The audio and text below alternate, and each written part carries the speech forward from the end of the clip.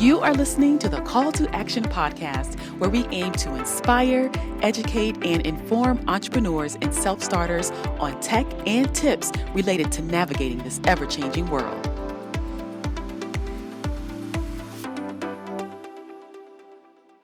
Hello, everyone, and thank you for tuning in to episode 34 of the Call to Action podcast. I am your host, Shenae, and today we are having a fireside chat with Shenae Chase, aka the Love Mentalist, Drew, who is a vocalist, and Ethan, a musician. This is exciting because this is a first for the Call to Action podcast, and we have a great show planned for you all today. But before I bring our guests on to the show, I have an inspirational quote that I'd like to share, and I am thinking that this quote will be used often, as I feel that it is something we can all adopt and use as we navigate life, business, entrepreneurship, writing a book, whatever you do in life, and I'm just sure you get the picture. So here is the inspirational quote for episode 34 of the Call to Action podcast. The journey begins when you take the first step. Courage, optimism, determination, and enthusiasm are the tools that will help you along the way.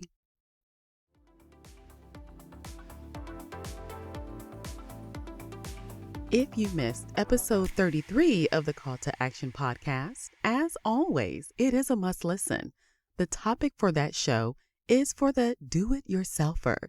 Now, is that a word?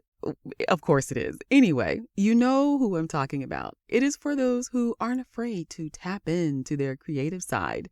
During that episode, I share tips on how to create really cool graphics for your product or service or home business. So make sure to go and check it out on ctamarketing.biz. And when you're there, click on podcast on the main menu to access that as well as past episodes.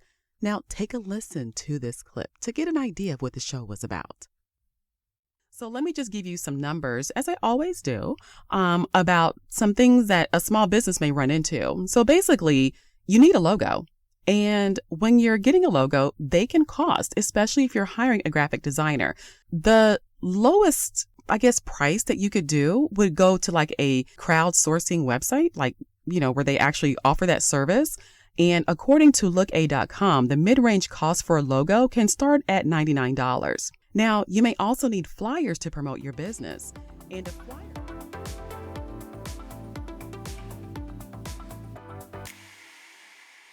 Again, you can hear the full episode on ctamarketing.biz. So after this one, go on over and check it out.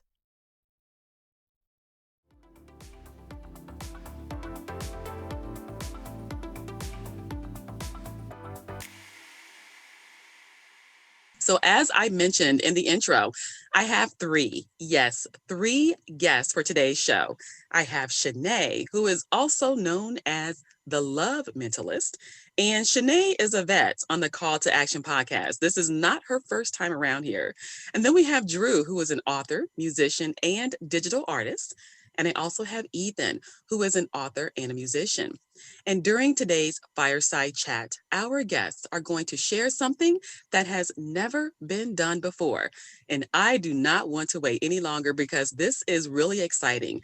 So please join me in welcoming Shenae, Ethan, and Drew to the show. So hi, everyone. Welcome to the Call to Action podcast. How are you all doing today? Great. Well, thank you. Checking for a pulse. I'm good.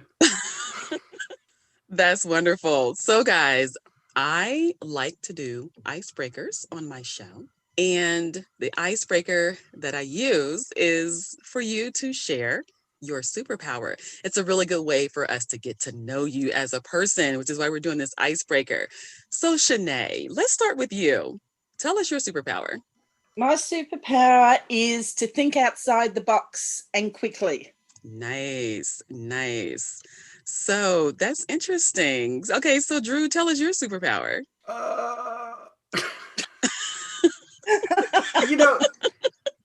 I have been branded by the Twitter writing community as the GIF wizard, so I make things for people. So maybe that's it. Nice. The gift wizard. Okay.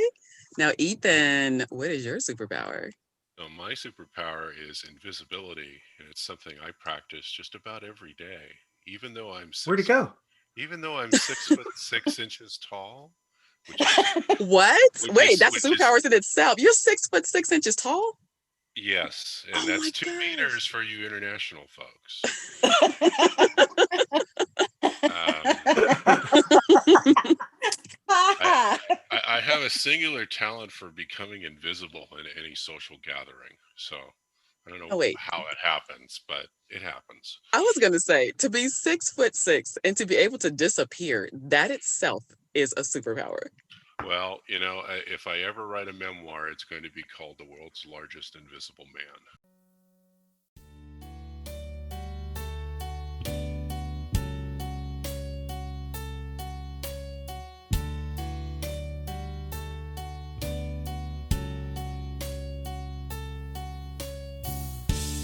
I look back in my mind,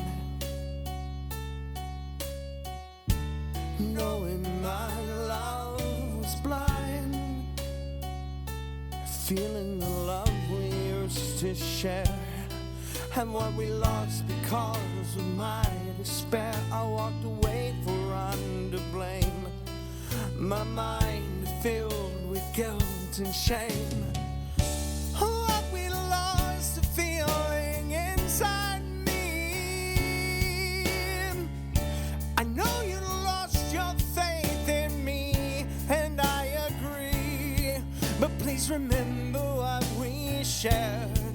Our love can be repaired. We just need to have a little faith in us.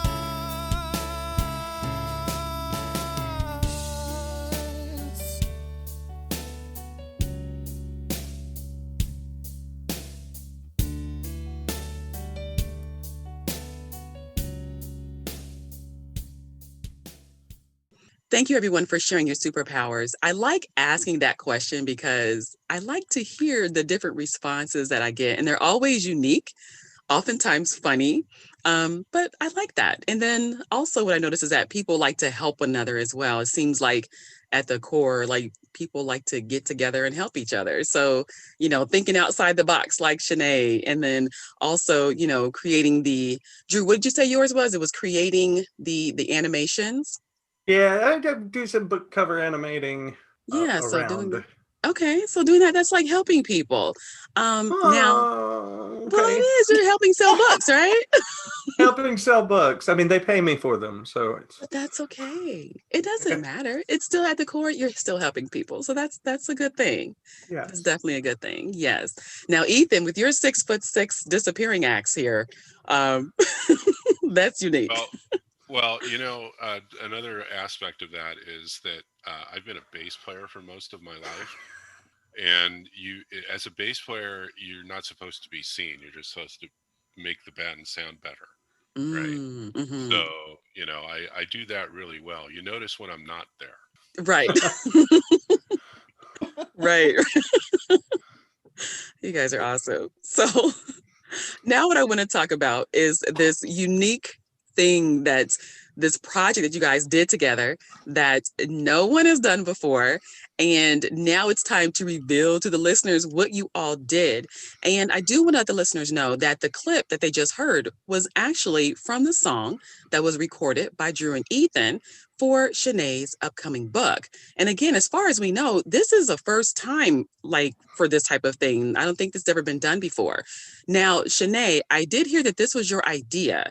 So how did this come about? The name of the song, everyone, is called Have a Little Faith in Us. So Shenae, how did Have a Little Faith in Us come about? Well, the book was written 2 years ago, and once you read the book, you'll understand where that saying comes from. Now, I needed a song for the book, and I contacted Glenn Wheatley in Australia, who is John Farnham, a famous singer in Australia. He had a song out, Have a Little Faith in Us, and I wanted to use some of the lyrics, because as writers we are not allowed to use other music in that sense because of copyright. So after going back and forth, he suggested I write my own song. So I did. And then I was on Twitter one day and I sort of mentioned it, and I don't know whether I said I would like to put music to it or whatever. And then Ethan popped up and said that he would love to do music, and then Drew came in, and that's where it sort of started. Wow. So then when we all got together, it started me on a new idea of how I could use it in the book. So going backwards and forwards, I've actually embedded the file in the book. So when you get to the part where he actually sings, you know, that pivotal role, it's just like MK Becker said on the YouTube comment. It's like the ending of a movie where they come out and sing this song as the main gesture. And that's exactly what it was supposed to do. So you can either listen to her or read the actual song as you go through the end of the book. Or both. Really? Or both. Well, it actually goes from your iPad to, or whatever your device, to your to YouTube. So you sort of can't read. Oh, I don't know. You know me and technology, but but it's just that first stepping stone in what authors can do in the future. So that's why when I learned all about this, I went back in and I uploaded it to Amazon. So I had a due date so nobody would jump in and say, well, I thought of this idea first. So yeah, it's really cool. Yeah, it's, you know, with the market the way it is, and everything that happens with authors, we all try and get our books out there to make them stand out. But to actually take it to that next level where you can actually hear the actual singing, I mean, Audible, you can hear it, don't get me wrong. But to actually you're in that emotional state where all this is coming to an end and you actually hear the song, I'm hoping it'll draw out that last bit of emotion that people have when they're reading. Wow. So Ethan, so you did the music for the song, right? Yeah, I did. I want to say something first though. When Shenae says that when we got together, this is actually the first time that we've all talked together on any sort of phone call or anything. We all did all of this through email and chat room in, you know, a direct message room in Twitter. We had never actually talked to each other.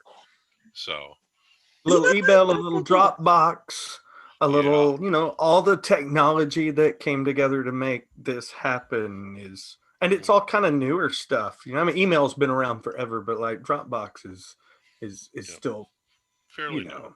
Fairly new. So to get back to the song, so when we were initially talking about this, Shenae threw out some example songs of what she wanted to have it sound like, right? So the one that resonated with me was a song by Cyndi Lauper called "Time After Time." I remember that song. I'm an 80s girl. Yes. Yeah. All right. That's good. Yes. So I took that and also took the sensibility of what Shenae was portraying, saying, you know, we want this to be a big epic ending type thing, right? And then I just started messing around with piano and just trying to come up with a melody.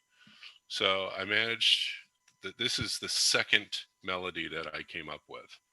The first one got forgotten very quickly. The second one actually resonated with everybody. So I started building it a little bit and little bit and little bit, you know, at it as Drew and Shenae were working through the lyrical part of it. And then there came a part also where they kind of got stuck from, you know, how is this going to sound with the song? So I sketched out a real quick 10-minute, this is what I think the melody should be like. And it seems to have resonated again, so that Drew was able to take that and manipulate it a little bit with the words and everything. So, at least I could throw that pebble into the pond while I was working on the musical part of it. Wow. Okay, and then now let's bring in Drew. So Drew, you are the one that provided the vocals on the song. So tell us about like how you got into it with Have a Little Faith in Us. Oh, well, Ethan and I kind of run in the same circles on Twitter. Like, we don't talk a lot, but we talk to a lot of the same folks. And it's not the first time it's come up that, oh, we should do a Twitter band. And it's usually a joke. So I walk into this thread and Shenae is talking, and I don't really know her.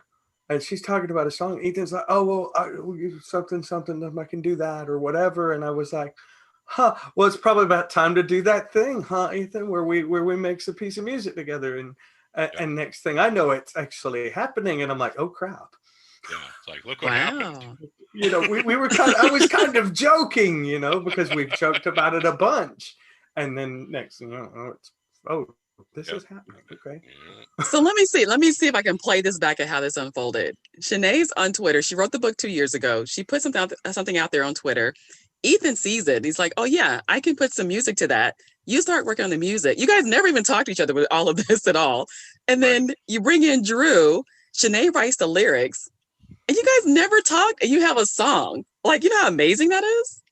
Yeah. I mean, we talked like with letters. We talk. You're texting, right? But I mean, like, I work on projects all the time. I'm talking to the person. We're doing video calls. We're doing chats, all that cool stuff. Like, you guys, not even a phone call. But that is like so cool to just how you use technology to make that happen. Fortunately, we all had well-defined roles. Mm-hmm. I wasn't going to try and sing. You don't want to hear me sing. And I wasn't, I know it's Shenae's lyrics, so she does that. I'm happy doing the music part of it. I like writing songs. So, it was a well-defined role, so it worked out really well, I thought. That's cool. Until you sent me back the bit about we need a bridge, and I'm thinking, what in the frig is a bridge? So I'm like, oh yeah, that's right. She's not a musician. So I quickly Google what is a bridge, and it's then that part in the formula where things. Never mind. Yeah, but I didn't know that when I actually wrote the songs. Like, it was when I wrote the lyrics. There wasn't a part in it for a bridge. It was simple. So I Googled it and I learned how to do it, wrote the bridge in 5 minutes or something and sent it back to Ethan and said, will this work? And he said, yep, beautiful. So wow. That is so cool. It was a learning curve. Right. Yeah, so Shenae, you went from... Oh, no, go ahead. I had an idea of what the bridge was going to be. And she wrote the lyrics, what she thought. And I'm like, yeah, that works great. Perfect. So yeah, I did they did the music part of it, and then also through the melody, what I thought the melody would be for the bridge part. So that's really cool, Ethan. So Shenae, you went from writing a book to writing a song. yeah, I know, it's weird. It's funny that my other career with COVID and all that has sort of stopped because like no traveling, no teaching, no crowds. So I've sort of just turned into doing other consultancy work at home and concentrating on writing. So, so it's been a change of lifestyle for me. That's cool. I think probably with all of this going on, I think everyone's probably picked up some new skills because they're at home, for the most part anyway. Now, there's something I knew that you shared with me before, Shenae, about how you rewrote Logan's name for Drew. Yes. Yeah, I did. Originally, it wasn't Logan Andrews, but when I saw the clip come out, I knew Ethan would always be known for the music. I would also be known for the lyricist. And if we ever sold the song, Drew would sort of be not cast out, but he would disappear. So I changed Logan's last name to Andrews on the calculated guess that the A in his name stood for Andrew and we were calling him Drew. So his name is forever embedded with ours in that YouTube video. And more thinking outside the box there. That's really cool and very humbling. Oh, thank you. Absolutely. But it was a team effort. It's very nice. You're welcome. Now, Drew, you have a nickname for Shenae. So share the background on that nickname and share what the nickname is. Well, it varies a little, but it's basically a future woman. Because here, when it's like, what time is it there right now? Nearly Shenae? 1 p.m. on Friday afternoon. Nearly 1 p.m. on Friday afternoon. And here we are. It's, well, for me, it's 7:50 on Thursday. Yeah, I'm East Coast. It's 8:50 here. It's like dark and cold and snowy. Yeah. And just before we got together for the brief summary before, she's like, "Oh, well, I'll talk to you tomorrow." And I'm looking around going, "That's tonight, isn't it?" Yeah, you're already talking to us tomorrow. Right. Right. So it's that, you know, it's that, and can be tomorrow girl or future lady, but you know, and I have had other friends in Australia that I've talked to online, and it's just kind of cool to me that like there's a place in the world where it's hot when we're cold and they're a whole day ahead. I know. And doesn't it feel like Shanae's bragging when she's talking about her the beautiful sunshine over there in Australia? Or is it just me? When we're having sun, they'll be cold. So okay. I'm looking forward to the sun coming here.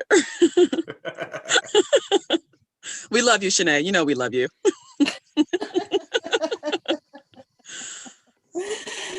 I'll send you some sunshine. I'll take it. I'll gladly take it. Look, I'll be your sunshine for today. Okay, that works. That works.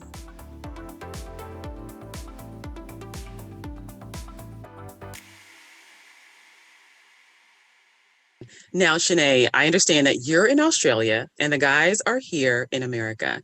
So was there any challenges with, I know we all speak English, but as far as like just communicating information in general, were there any challenges or anything that you guys came across with working with each other? Well, one in particular is that the difference between the Australian and the American sarcasm. I would like a few years ago, I did an international conference I was speaking, and I took an American guy out for the day to show him Sydney.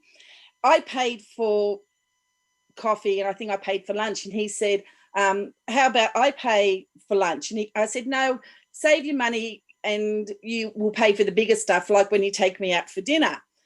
And he got shocked. He said, what? He thought I was being rude and facetious, but it was a joke. He just didn't get my sense of humor.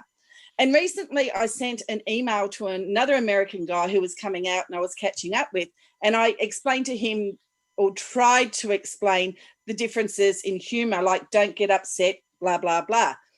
It fell flat. I got a message from his secretary, which in the dating world, it means there's no second date. So when we were typing backwards and forwards, I made a comment.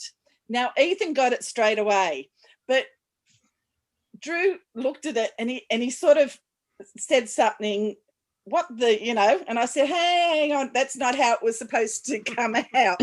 So I had to painfully type out exactly what I meant, and then I got the ha. So after that, when I was making a joke, I used to have to add LOL so they knew I was joking. So I know why I got it, and maybe just didn't. It was because I'm one of the biggest Monty Python fans in the world, and one of their half-hour show sketches is called The Bruces, where they sit around and drink beer and talk Australian. So I've been watching that for 40 years, right? So I'm kind of in tune with the Commonwealth, for lack of a better term, their sense of humor and you know, sarcasm and all that kind of stuff. So that I can pick that up right away. And that's why. Yeah, because when Oprah was out here a few years ago, she also mentioned the fact too how taken aback she was on a different things that happened to her, and then she mentioned at her television show how Americans work to live, but Australians work to play. So, and I think that's the difference, that we're more laid back. We have a laid back attitude. We're not saying that we're stiff, and rigid like the Americans, but we don't take things as seriously as what some Americans do. I've never heard that. And Look, that's, haven't you? And I Imagine think, a whole country full of frat boys. I have a good sense of humor. I laugh a lot. I think it depends on the person. But I guess if you look at America overall, I don't know. What you guys think? I mean, I think I like to have fun. There's so many regional differences in the North America. Let's just put it that way. There's so many regional differences on what people think is funny and what they don't. And like I say, I grew up on Anglican, Anglo humor, and I've always stood out. I've always had to explain jokes to people, so it's just kind of normal to me. So yeah, because I wasn't trying to be rude or upsetting. I was just explaining the differences between like the cultures as far as that goes, and don't be upset if somebody says something out of ordinary, because it's not meant to be personal. So, but I fell flat. Wow. Shenae, that's crazy. I think, to me, it sounds like maybe the person or people you were talking to needs to just lighten up. Like, don't take life so seriously. Well, I think sometimes hard to lighten up when you are working on music. That's kind of a thing that often lets tensions flare, whether you're expecting it working to or on not. music, I would think music would have you calm and relaxed. There are lots of egos. There are a lot of egos in the music industry. Really? I guess for artists. You kind of have to have one to be a musician, honestly. Yeah, At but least somewhat. It was more the professional people I were dealing with in business and things like that, who are focused on what they do, rather than have a social life. I'm not sure. So, but yeah, I just found a lot of the professors. I mean, he did apologize to me 2 days later and asked me out for dinner, which I did turn down. Good for you. But it was just the fact that they wasn't part of what he was used to in his circle. So, rude awakening when he sort of came out, and I used to have to add, I'm just joking. It became exhausting. Yeah, that sounds like it would be. So for all you sociology experts out there, this is all totally unprofessional analysis that you're listening to here. If you're going to send any mail, send it to Shenae. Because remember, she's just joking. That's right. Right. LOL.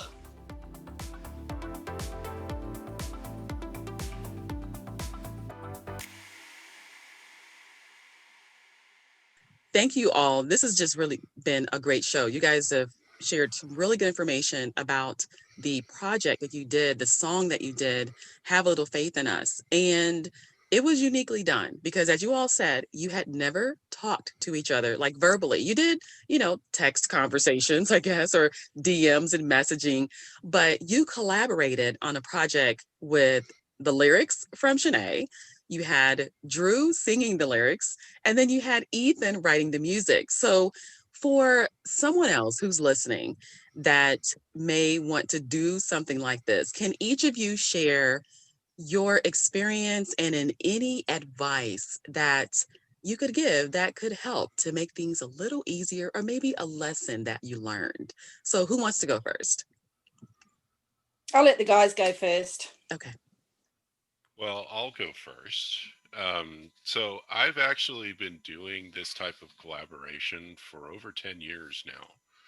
I have a music project that's called Audience Savant that I do with a writing partner in California.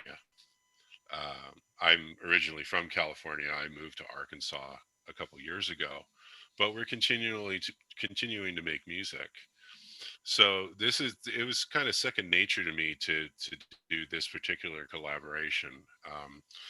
You know, with the Audience Savant thing, I played with my friend in a band So we had a really good relationship going forward. So we just kind of extended that. And we're currently finishing up our fourth CD. Oh, wow. So, um, and what we do is we have a Dropbox folder that we both write to. We use the same music software so that the files are interchangeable. Um, but the most important thing to do from a collaboration perspective, is to keep talking. And in our situation, we were doing it through direct messaging, and we've got reams of direct messages back and forth. Um, but what me and my partner do, me and my writing partner do, we have a call every week where we just, most of the time, just catch up with our lives. But we also talk about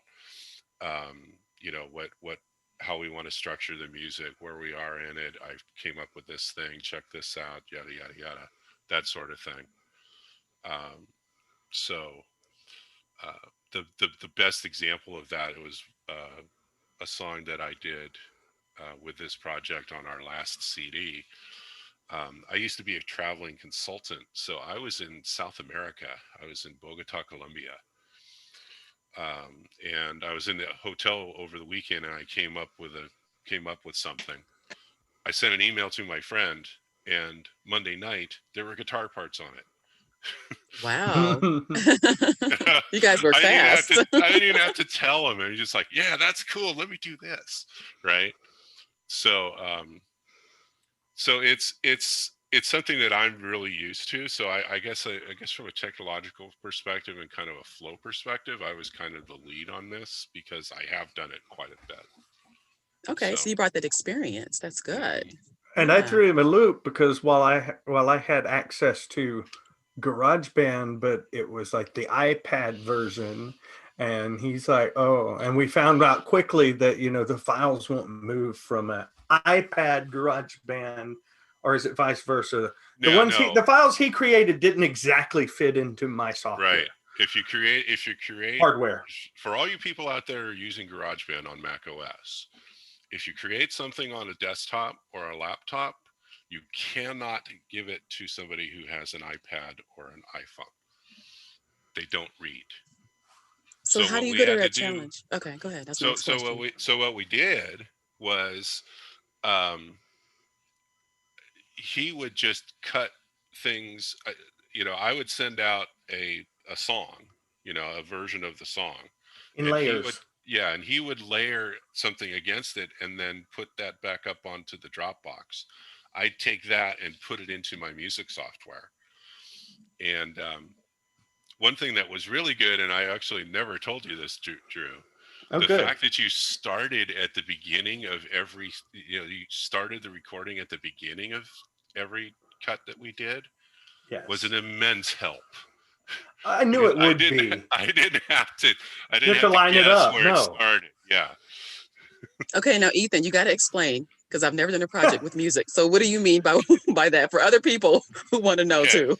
What does that mean? Yeah. So what I did was I got a version of the song. I mixed it to an MP3 file, and I placed it up onto the Dropbox folder, so the other two could see it. Okay.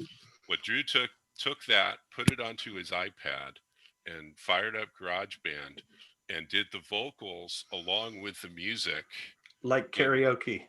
Like karaoke in GarageBand on his iPad. And then he exported that file, that just his vocals, and put it up onto the website, up on the Dropbox. I took that file and integrated it into the music software so that it would sound like we were all in the same room. That makes sense. Wow. It's like you guys are creative. Yeah, that makes a lot of sense. Yeah, it's like surgery. The two doctors were operating. Yeah. So Drew, I just heard, Ethan talk about your process, but tell me, like, what do you think about how you all came together, and just any advice that you could give to listeners with what you brought to the table? Well, the first thing that comes to my mind, if you're going to go making jokes on Twitter, be aware that you might have to back them up. with action. Because I thought this was going to be another drive by Ethan. Oh, hey, dude, we should do something with music sometime. As I quickly walked the other way, and yeah. Oh, and by the way, here's an MP3 file. Yeah, exactly. It got really quick, huh? And I had planned to contribute to the music because I do play guitar and I play a little keys, and this is going to sound really lame, but I can't think of a better way to say it. I make beats. Okay. I've heard that term before. Yes. But coming from a 40-year-old redhead, it might sound a little bit lame. But it's music. It's music. There's no boundaries. It's music. Exactly. Yeah. Right. But Ethan had it so much in hand that by the time, first he sent me a piano piece and there were drums under it, and I was like, okay, yeah, this could use a little bit. But by the end of the week, it was better drums and better bass line and better stuff, and I was like, this doesn't need any music from me. So that was cool. But I guess for advice is be open to new opportunities, because this was kind of fun, And at the end, we've got a couple of super fans on Twitter that are sharing it often. Tracy from Reading is Our Passion? That's correct. Yeah, she's tweeting this out all the time, and she just loves it. So you never know what's going to reach out and grab somebody. Actually, Ethan offered her a job. Yeah. Oh, she needs to be our publicist. The pay's not so great right now. No, depending it's like 100% commission. Depending on how well you do, you could be rich. What do we need to do? To that be rich? Is really cool. Win the lottery. Yeah. I told you, they didn't call. I say we get rid of money. What do you guys think? I like that idea. Yeah. Living Let's wage. just get rid of it. Let's just get rid of it. We could live in Gene Roddenberry's future world tomorrow. Exactly. I mean, it's possible. The Star Trek economy. Smiles have to be the currency. If you're not smiling, then you don't get anything. Oh, now hold on now. Yeah. Hold on now. Yeah, you have to exchange something of positive energy. A smile, a hug, something, a wave. Okay, I can live with that. But you just I have friends who are very. I have friends in another band that actually have a song that's called "Don't Tell Me to Smile." Oh. Because men sometimes will come up to a woman and go, you'd be pretty if you smiled. Oh. And so that's kind of what I'm, that's kind of why I'm like, you're like, smile should be the currency. And I'm like, whoa, hold on. Hold that phone. Well, when you put it like that, people shouldn't say that, but we don't always know what I mean. Yes, I do know what you mean, but I just thought it would be fun. Yeah. And to give them since I referenced their song, they are the PDX Broadsides.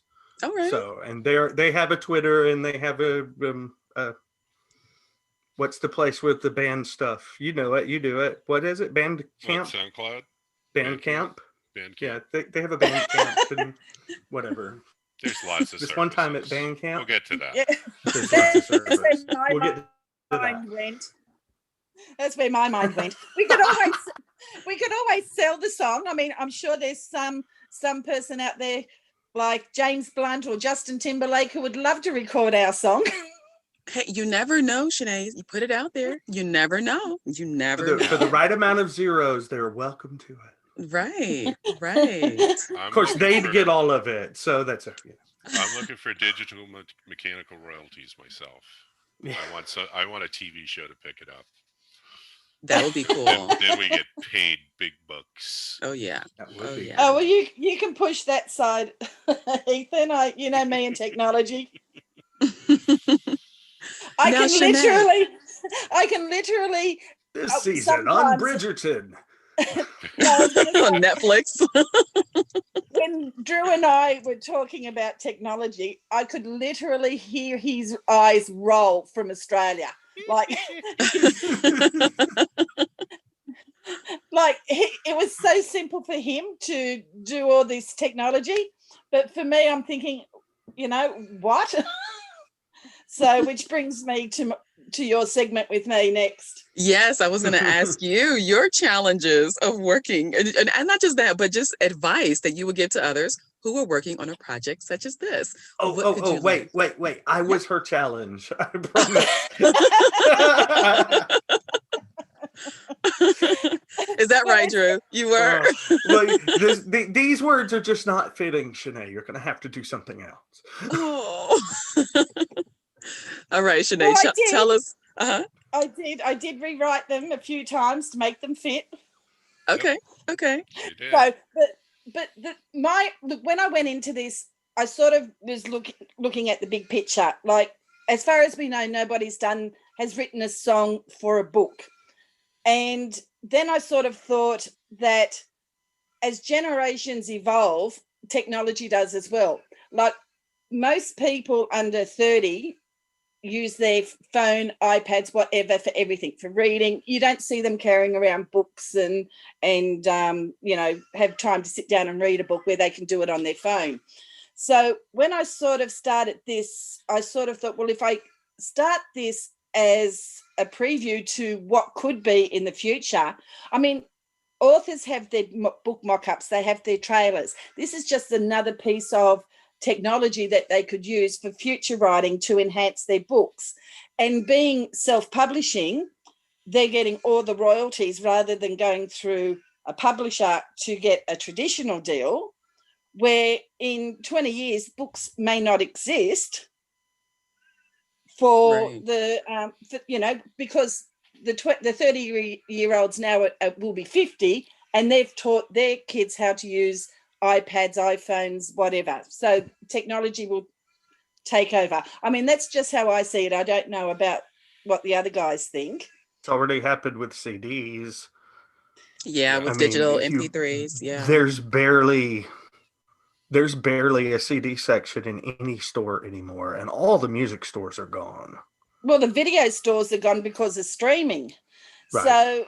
So I was sort of looking at a project and I will tell you, I've named it the Chase method. I was told to name it because it was the first idea.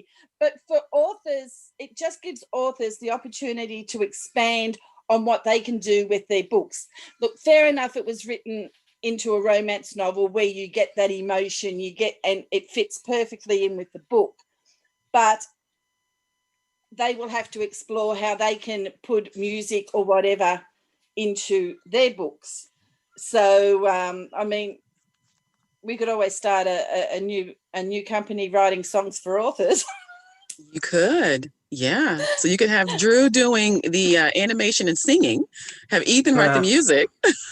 Yeah. And then you can be the consultant, Shenae, that tells them how to make it all work together. Well, it was funny, like when those two worked out the music and the singing and all that, and they'd send it to me and I would say, okay, we need more drums here, or Drew, can you pull that note down a notch, or that was the part I played in the supervision of the song. She said okay, because she said something that made me say that I was hamming it up. She either said, can you pull it back a notch, or you overdid it there, or something. It was just funny. Yeah. So in the music world, she played the part of the producer. So the producer sits in the mixing room and just says, "Can you do it again? Faster and more intense." That's the George Lucas direction. But when he directs a movie, that's all he says: faster and more intense. Do it again. Well, I hope I contributed to it. Absolutely. No, you wrote the lyrics. You actually shaped the way that the music came out. Indeed. And the lyrics came out. I mean, it's very important. Yeah, because Shenae, you wrote the book, so you know the characters, you know how you want it all to come together. So to have that support team of the music and the singing behind it, and the lyrics, the vocals. Well, yeah, I think that's great. The song is fantastic, and you'll understand it more and get the emotional feel when you read the book. So, it's taken me a little bit of a while to finish because I actually had to rechange things with the song. So, and I've got Bambi Summers is my editor for this book. And you know what? I picked her, and this is advice for authors. I picked her because she was the first person to read the book one, The Love Mentalist. And she gave it 5 stars, but she sent me a little note saying how much she loved it, how, you know, how the storyline intrigued her, blah, blah, blah. But she didn't try to sell me her services. So, and I like that.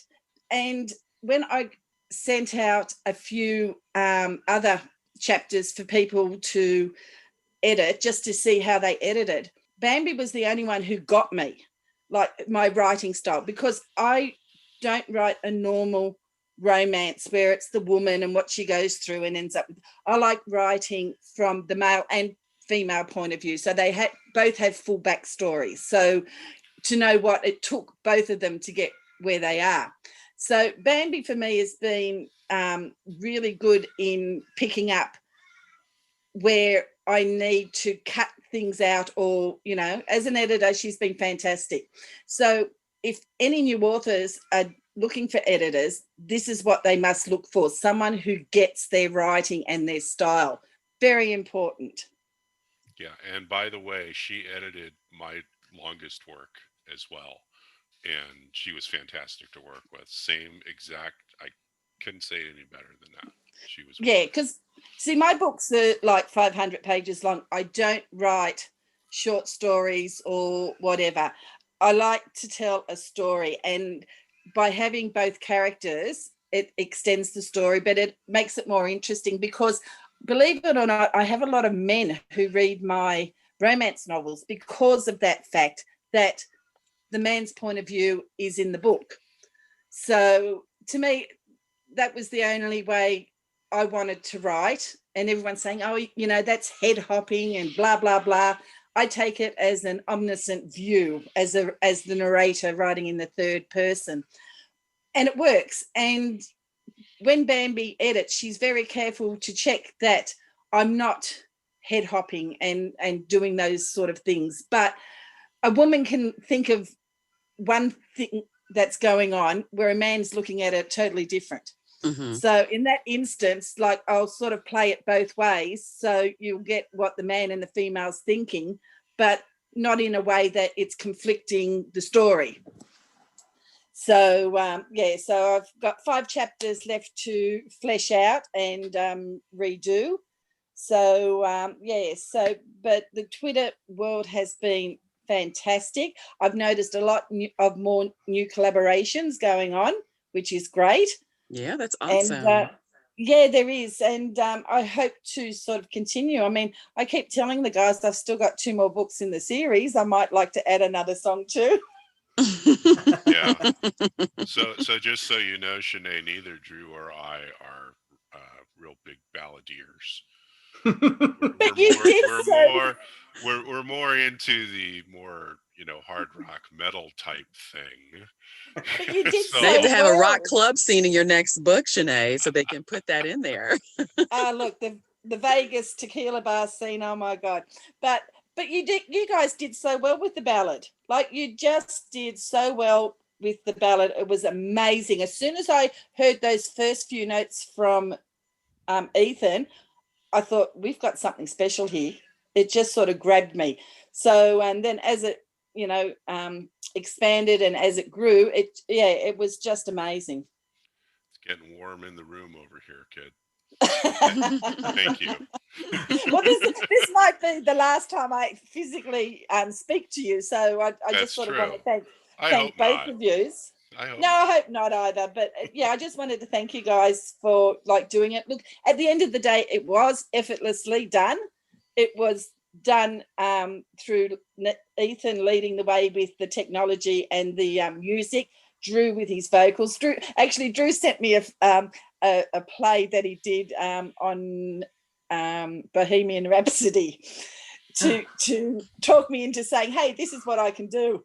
And I absolutely loved it. I thought he did very, very well. So that's how we sort of got into it as well. So yeah, but it took off and we did well. It only took us a couple of months to do.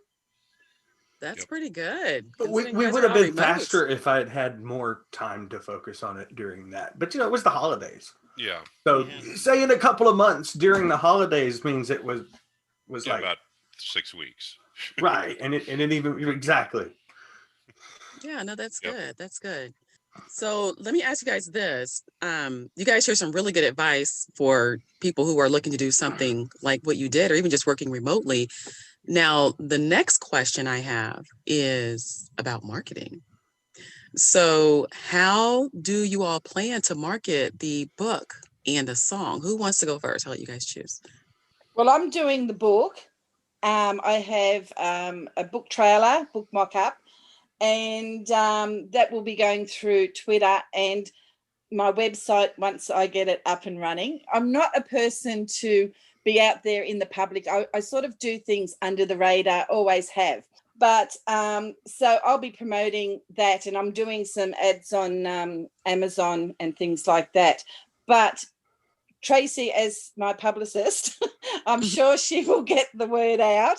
I love that woman. She's just so selfless in what she does. So, but as far as the music side, that's all Ethan. Okay, Ethan. So the thing that you do when you publish music is you do something. You engage a company that's loosely called an aggregator. So what an aggregator does is takes your music and then places it on all kinds of different digital services for you for a fee. It aggravates the services until they put it on there for you. Yeah, they aggravate them. Right. Yes. Yeah. So the one that I use, in the Audience Savant thing, goes to over 30 different digital formats. So it's impossible for an independent songwriter to get anything onto iTunes or Amazon or, well, it used to be Google, but Google doesn't do that anymore, or YouTube, because they're not interested in you because you don't have any volume.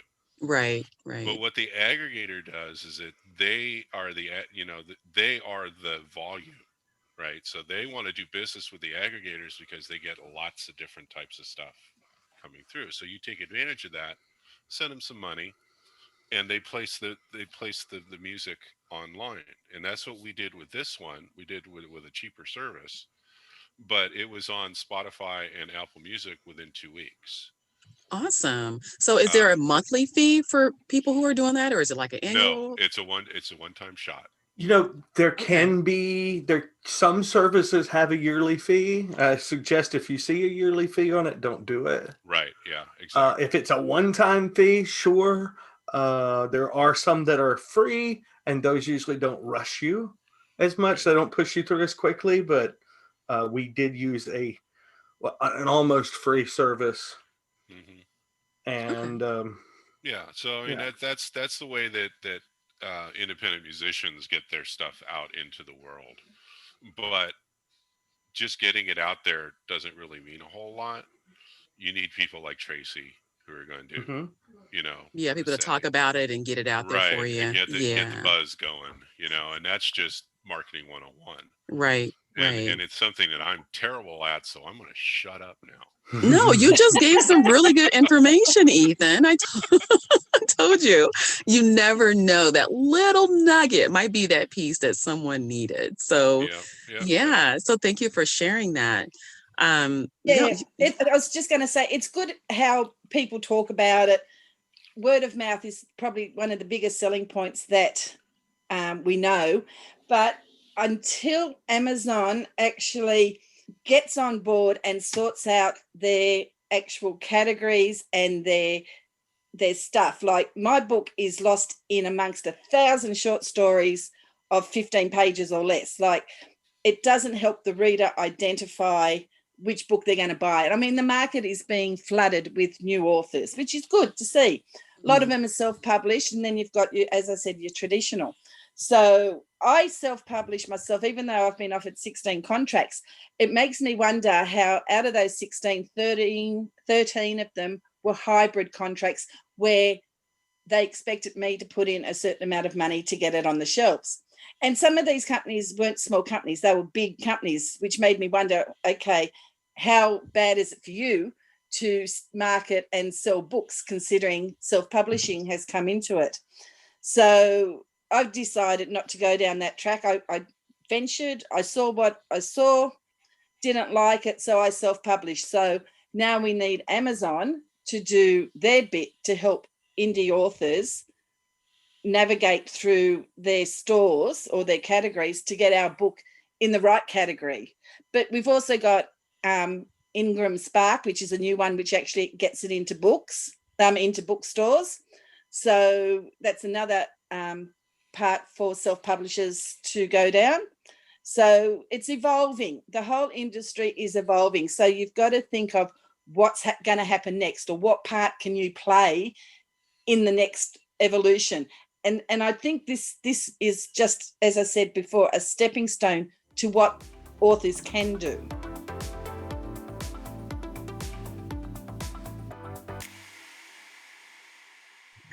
So guys, thank you for sharing. Like, wow, a lot of good information. Ethan, you shared some very valuable information, things I'd never heard of before. And I love doing this because, for one, it helps other people. And all three of you just gave some very good information for the listeners. And what I would like to do also, do you guys have Bambi's name on Twitter? Because you all just said how great she is. I want to make sure that we can find her. Yeah, at Bambi Summers. Okay. Yeah, you'll find her. As I said, that's her Twitter handle, is at Bambi Summers. Yeah, she also has a website, which her last name is spelled SOMMERS. Okay, so it's Bambi, BAMBI Summers, SOMMERS. Okay, I'm following her. I just want to make sure that everyone else who listens knows as well. Okay, cool. And she has a website as well? Yes, she does. I think it's bambisummers.com, but I could be wrong. It's on her profile on her Twitter handle. So, but you know what? When I originally sent it to her, just to talk about the book for a minute, she said she was so interested she forgot to edit the first time, and she said she had the tissues out by chapter 4, which I think is now chapter 5, which is now chapter 5. But it's an evolution of the first book of Samantha, her mother, who is the Love Mentalist. She hands the reins over to her daughter, but who is just as self-confident and strong as any other woman, but she has a flaw where she suffered a broken heart and she just can't get past that. Even though she's a psychologist and she knows everything, when it's personal, it's hard to get past. So unfortunately, there's a death in this, so which was excellent for working the book to the next level. So making people cry. Yes. Oh, look, you can laugh. Drew. You can cry. It has some really good one-liners in it. Like in the first book, Sam's one-liner was like, she was 50 years of age and she said she wanted to have some great sex before she was too old and broke a hip. So there's a lot of great liners in this, and how your past and your issues can affect your future. So, and look, there's a lot more body language techniques where you'll see, someone sitting down opposite her and she'll say, oh, she knew something was wrong by her rapid eye blinking or the fidgeting in her seats, or all these different types of tells that people have. So it just sort of helps you get through some body language and learn some body language skills that you don't normally pick up on. So that was really good too. So so there's a lot more of that in there.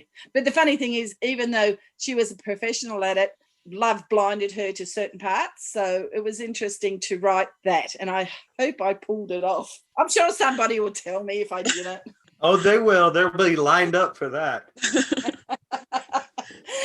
I'm sure you have together with it Bambi helping you, so I'm sure you're good with that, with her editing it. So but just because she gets me doesn't mean that other people will sort of have the same mindset as what she does. And and I'm just expecting some like professionals to nitpick at certain little details that they don't need to. You know what I mean? Yeah. Look, it's bad to get a bad review. Not that I've had any yet, touch wood, but it's just on one little detail you get slammed for. They just can't overlook it and say, yeah, that 0.0001% really irked me, but the other 99.9999% was perfect. You know, it's just crazy how people and readers review. Yeah. Yeah, you see a lot of that on Amazon reviews. You're looking at reviews of people. I would never give anybody a bad review on if there was a small mistake. Being a writer myself, it doesn't spoil the story. Right. I mean, you obviously want to not have any mistakes, which is impossible, but you do shoot for as few mistakes as you can possibly shoot for. Well, that's exactly right. And as I said again, it's also the difference because I write in an Australian language and Australian style, which is more relaxed and Bambi actually mentioned it to me. She says, would you really say this to somebody? And I said, well, yeah. And she says, oh, okay. She said, I just got to get my Australian hat on.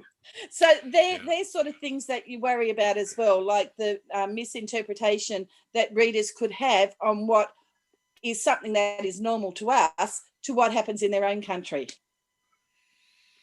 Yeah, I had a little disagreement with Bambi in the book that she edited for me. I threw in a British expression, that's as maybe. And she's like, you wouldn't say that. I'm like, it's Stan. Sorry. She does give you that right to reject or accept her. Yeah, no, she was fine with it. I'm just like, no, it's Stan. But Sorry. yeah, but for her to pick that up, that's how good of an editor she is. So I would suggest that to people to find the editor that best suits you. And for me, it was Bambi. For Ethan, obviously it's Bambi as well. So welcome to the Bambi Summer Show. Right. She's getting a lot of props here. She's going to owe us some cash, I'm telling you. It's like a free promo for Bambi's editing services. All right. Well, you guys, it's been a pleasure having you, the three of you on the show. I'm going to admit, this is my first time having three guests at the same time on my show. And I'm honored because I am the one who got to share the information about the song and the book. Have a little faith in us. So thank you all for allowing me to be the one to share that with the world. I appreciate it. You're very welcome. Our pleasure. Now, well, thank you. Now, as far as contact information, I'm going to start with Shenae. So, Shenae, leave the audience your contact info. That can be your website, your Twitter, your other social media sites. But where can they find you and your book? They can find my book on Amazon. All my books are on Amazon. At Twitter at Shenae Chase, ShenaeChase. Or my email is author@shenaechase@gmail.com. And the website will obviously be called ShenaeChase@gmail.com. Okay. You mean ShenaeChase.com? Yeah, .com. Okay. Sorry. Technology. I know what you meant. We can edit, so just say ShenaeChase.com again, and she'll just like cut. Yes, you can say my website will be I'm making work for Shantae now. I'm going to leave this in here just because it sounds fun. I can hear. And you don't have to edit. Win-win. Exactly. A little shortcut there. All right. So, Drew, tell us your contact information. How can we find you? Okay, so two things. Basically, everything you need to know is on acmerkel.com. ACMERKEL.com.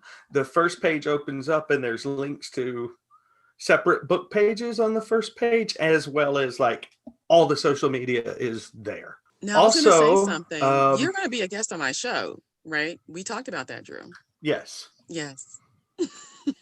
Okay. I got you recorded. I have a press page to link that on too. Okay. So we're going to set a date. After this show, I want to set a date so we can get that set up. Okay.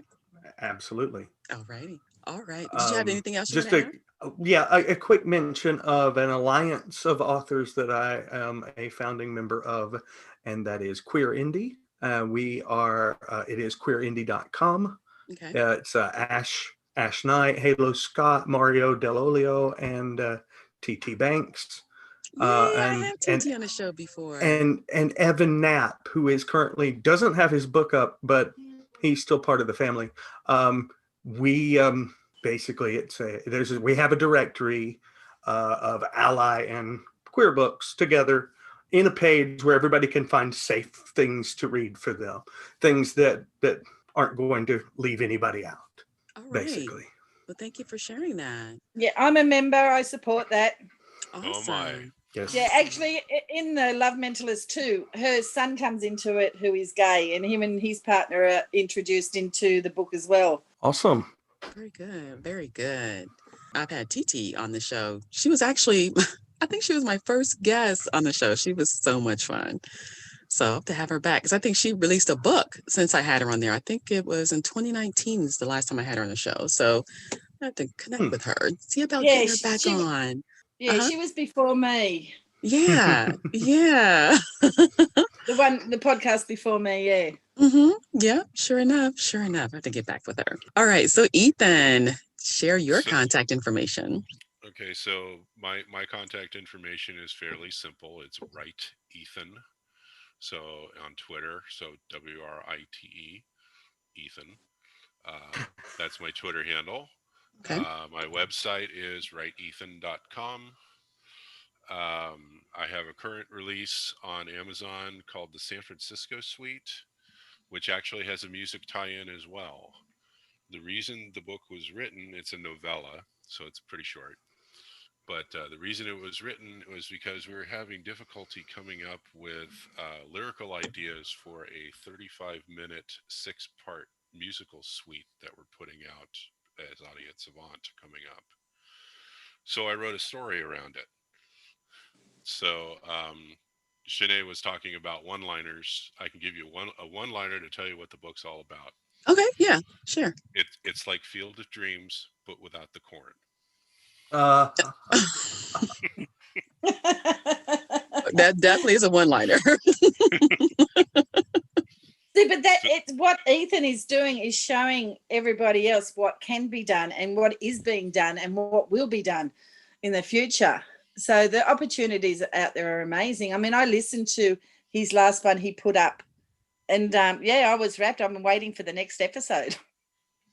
Nice. Well, thank you. I'm glad to hear that. So yeah, we should be out. That the new record should be out sometime in the next few months.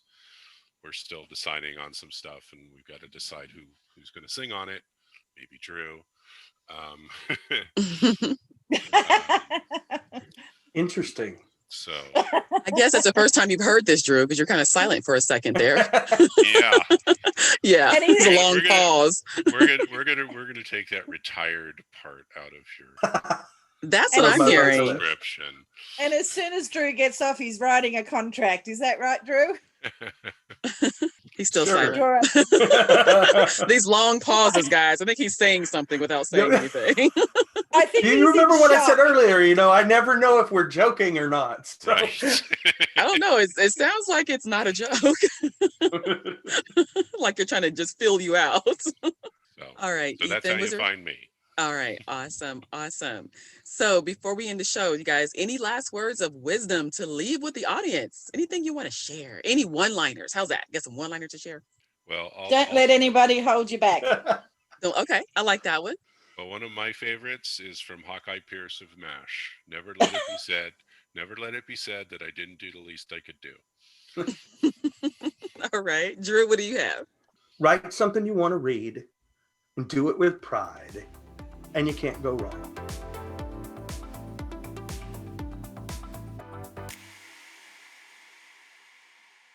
Shenae, Drew, Ethan, I want to thank each of you for being a guest on the Call to Action podcast and for sharing your unique story, your unique experience, and just thank you for allowing me to be able to do that because I feel like this is an exclusive that I got a chance to share. So again, thank you all for sharing. And for everyone else, this concludes episode 34 of the Call to Action podcast. And remember the code. The journey begins when you take the first step.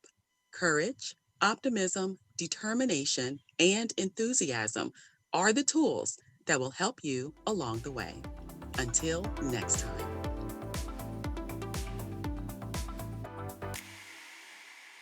Thank you for joining me on this episode of the Call to Action podcast. Make sure to visit me at ctamarketing.biz. There you can find articles for entrepreneurs and self-starters on tech and tips related to navigating this ever-changing world. Until next time.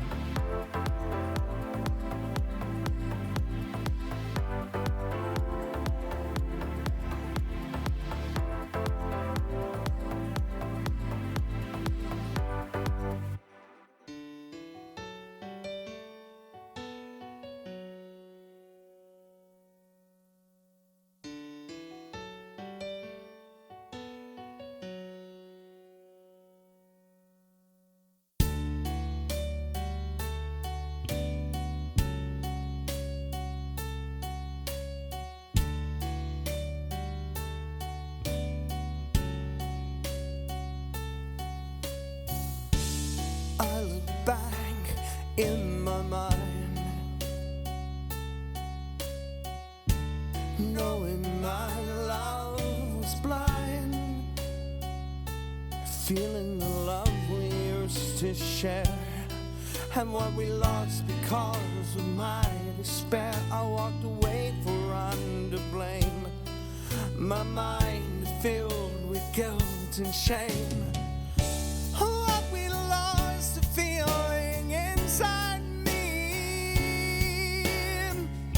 I know you lost your faith in me, and I agree.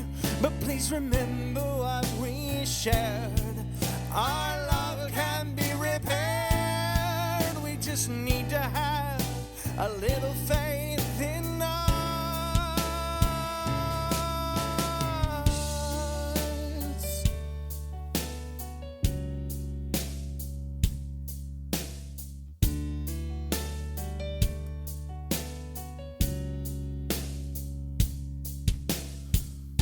It's not too late to walk down the track. The love I feel for you, I want it back. Oh, just one more chance to resume my dance and find the love we lost once more. I'm on my knees just to implore. What we lost, the feeling inside me. I know you lost your faith in me, and I agree. But please remember what we shared. Our love can be repaired. You just need to have a little faith in us. Have faith, we belong with one another. Just believe we're lost without each other. It's not too late to walk down that track. The love I feel for you, I want it back. Just have a little faith in us.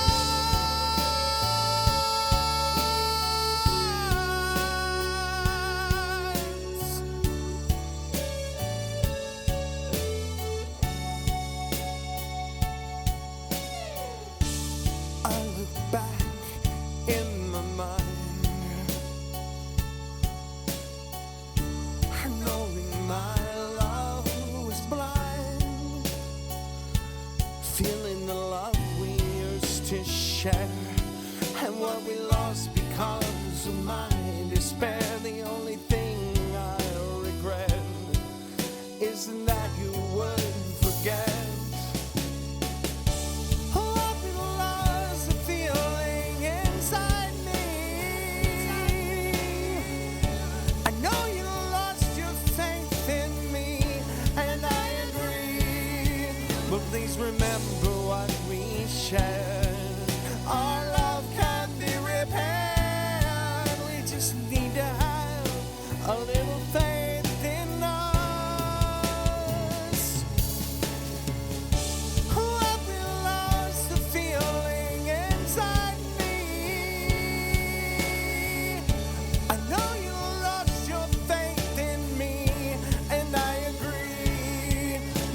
remember